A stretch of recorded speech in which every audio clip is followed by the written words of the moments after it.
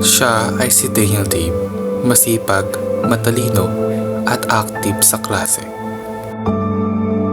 Ito naman ay si Danica at Michelle.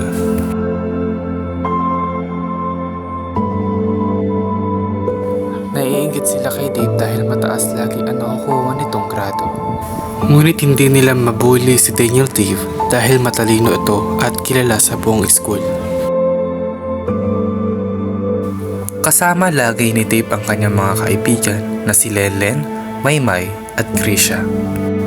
Ngunit nagkasakit si Krisha kaya't hindi siya nakapasok ng matagal at naiwan ang tatlong magkakaibigan. Habang nagsusulat sina Dave, Lenlen at Maymay ay nakita ito ni Danica. Ngunit sinabi ni Danica kay Michelle na nangungopia si Maymay at Lenlen kay Dave ng assignment na hindi nila nagawa kahapon. Ngunit lingid sa kaalaman ni Danica ay gumagawa lang lecture ang tatlo.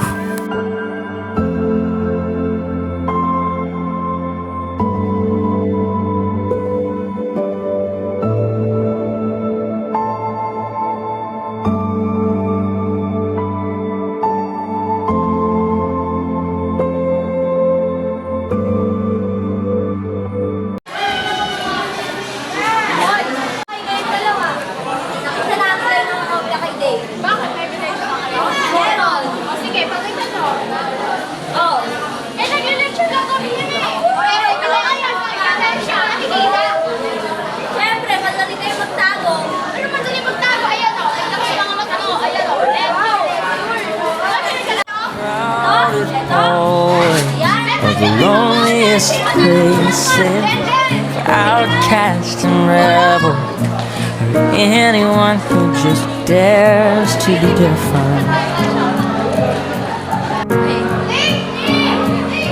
And you've been trying for so long to find out where your place is, but in their narrow minds there's no room for anyone who dares to do something different. Oh, but listen for a minute. Trust the one who's been where you are.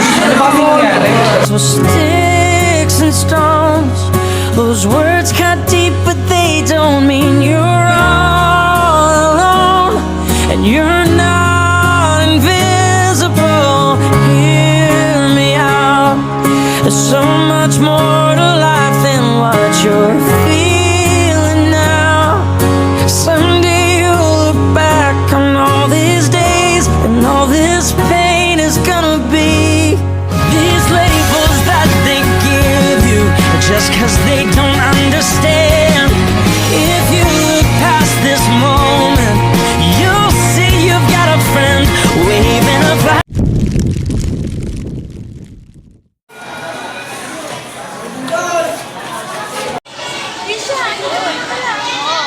Madami ako sa'yo kikwento. Oo, sige. Tara. Ano ba yung nangyari dito, mama? Hindi ba eh. Ano ba kung kaibigan natin si Lenlen na hospital? Ha? Paano? Dahil sa mga bida-bida na yun. Ano nangyari?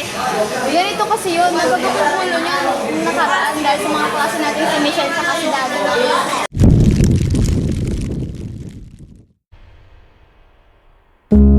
Hindi kayang bulihin ni Danica at Michelle si Dave sapagkat nila na matalino ala sa buong school si Daniel Dave. Kaya naman sa pagdating ng babae na ito, magbabago ang lahat.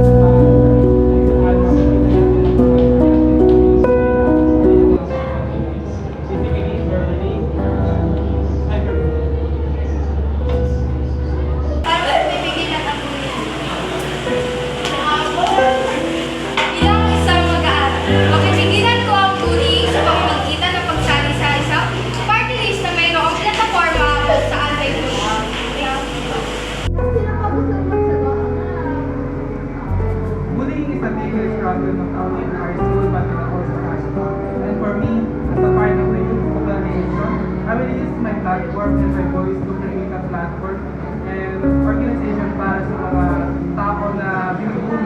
And para sa akin, ang pagkakaroon ng mga organization na ito ay nakakapagpauban ng mga kaso ng bullying sa ating paaralan. Hindi lang sa ating paaralan, kundi din sa labas ng ating paaralan at magkakaroon ng bullying sa bawat. Okay, last one. Ay, Mama Santos,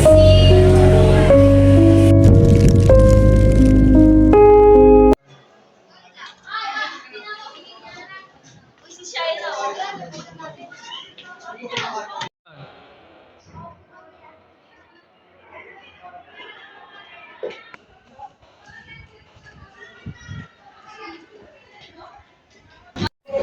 Alam mo ba, yung mga kaibigan nila, pinagdamara. Tsaka pinagbubulungan nila habang sumasagot. Talaga ba? Kaibigan yung mga nasa likod mo kanina? Mga asim naman nila. Hanggang sa naging kaibigan na nga ni Danica at Michelle ang transferee na si Shaira.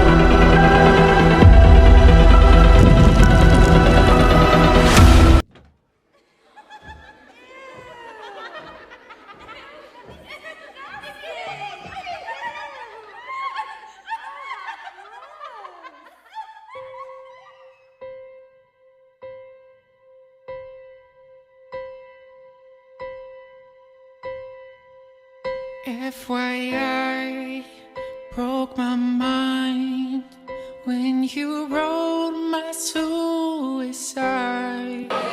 For your words that were lies, maybe say truth instead. We're so messed up how you broke me. I'll get up again. Sounds so wrong, that's not right. I'm not screwed up in my head. 'Cause now that you know